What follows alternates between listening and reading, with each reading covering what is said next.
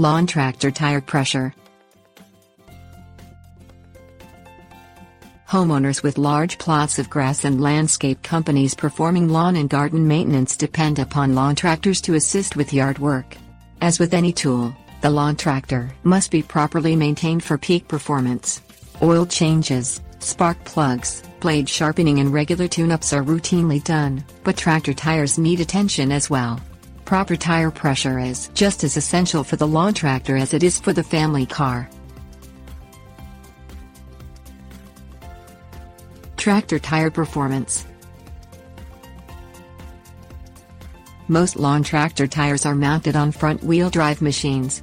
Generally, the front tires are smaller than those in the rear. The front tires run 1 to 5% faster than the rear tires to maximize the performance of the front drive axle. To improve wear, the tires should be rotated in an X pattern at 250 hours of use or when the right front tire shows 50% wear, whatever occurs first. Tire pressure indicators. Lawn tractor tires must produce good traction while reducing side-to-side motion. Tire pressure should be adjusted according to load requirements. Inflation pressure recommendations can be found in the owner's manual or on the company's website. An accurate tire gauge should be used to check tire pressure and adjust it when necessary. Incorrect pressure can cause reduced traction and uneven wear of the tires. Tire pressure should be uniform on both tires on the same axle. Winter care.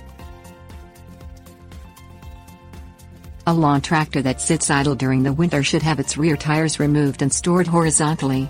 The weight of the tractor sitting on its wheels during the winter can cause tire damage.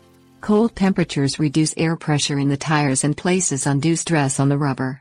If the wheels cannot be removed, air should be added to the tires in the cold winter months and released when the temperatures go up in the spring and summer. Load distribution.